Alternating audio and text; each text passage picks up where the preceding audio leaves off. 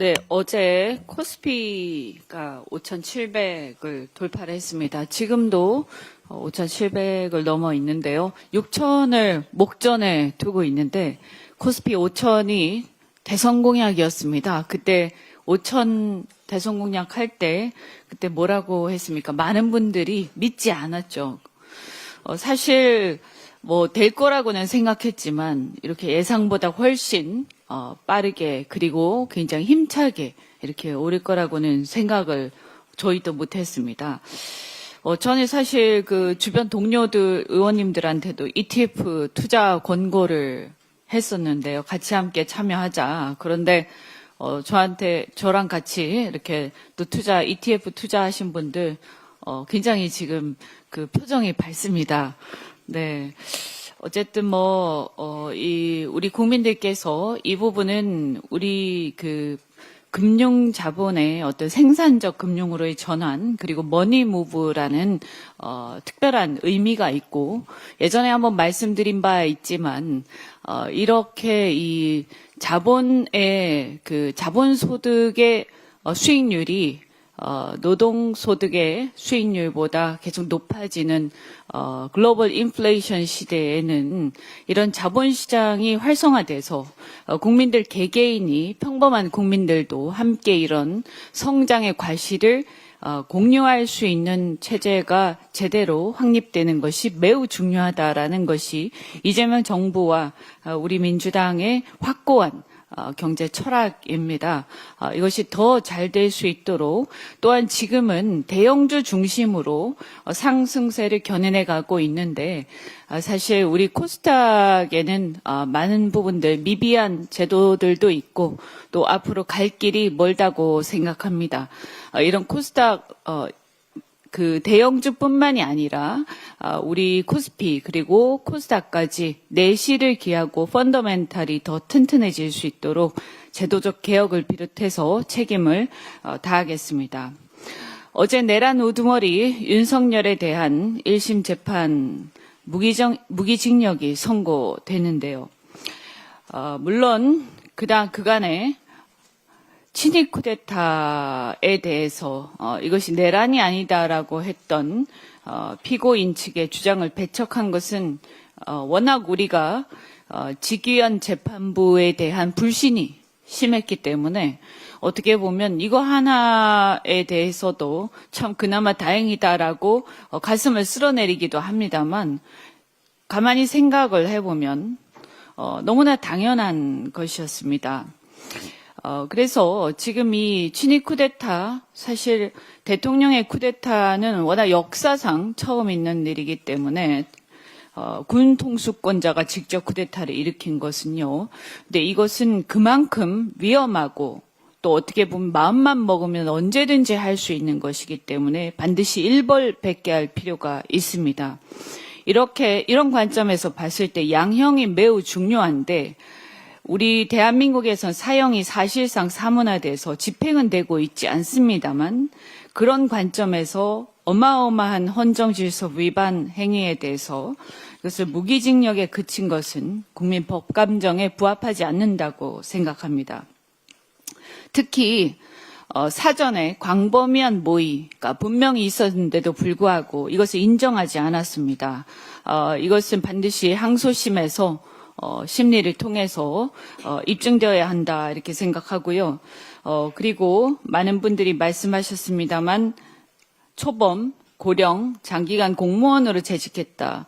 이런 것들은 굉장히 사실 이 헌정질서 문란행위에 비하면 굉장히 조잡한 사유인데 이런 조잡한 사유를 들어서 이 어마어마한 내란죄를 감경해 준다. 이게 과연 상식적으로 맞는 얘기냐.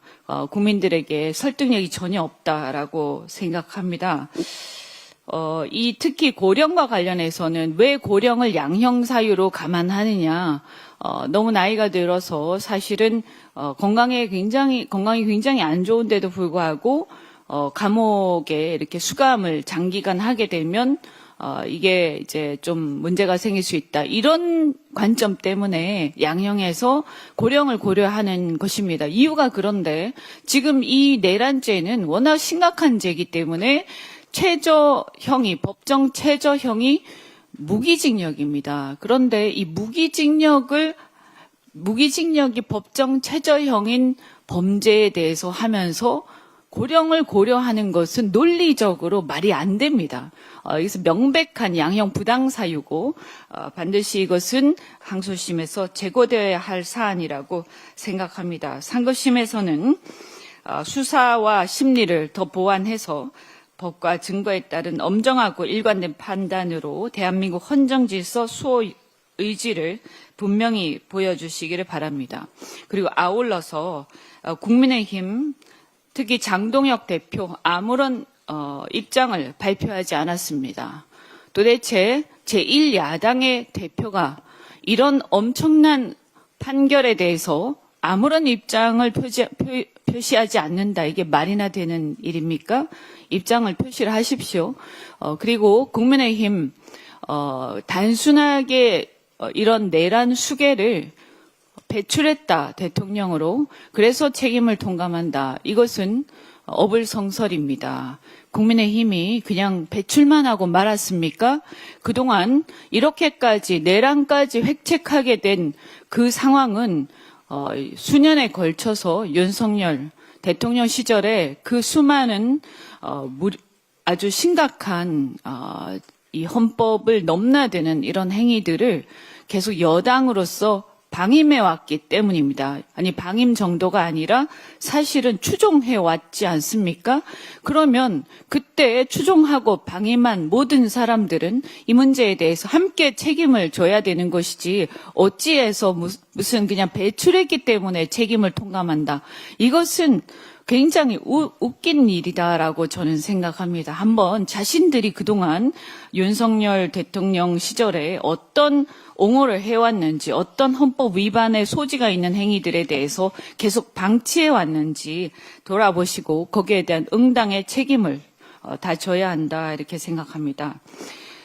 한편 한 가지만 말씀드리면 지금 이런 상황에서 대미투자특별법 우리 국익에 굉장히 심대한 영향을 미칠 수 있는 법이 국민의힘에 의해서 우리가 특위 합의를 했는데도 불구하고 지난주에 파행을 했죠.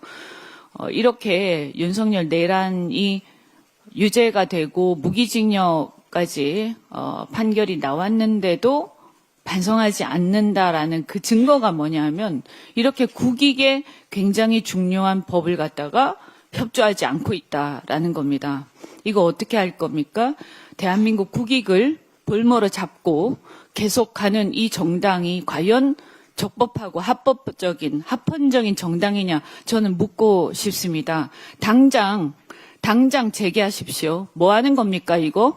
우리 국민들 여기 만약에 미국에 이 투자가 제대로 안 돼서 관세가 10% 올라가고 우리가 일본하고의 경쟁에서 일본은 지금 합의했잖아요. 일본하고 경쟁해서 우리가 못 이기고 그래서 우리 자동차 시장 이것은 그냥 단순한 자동차가 아니라 자동차 부품 그 생태계 그리고 전 후방 산업 수백만 명의 대한민국 국민들이 생계가 문제가 되는 일입니다. 그런데 지금 뭐 하는 겁니까? 저는 국민의힘이 대미투자특별법 이 특위 당장 다시 재개해서 바로잡지 않으면 이것은 용서할 수 없는 일이다라고 생각합니다.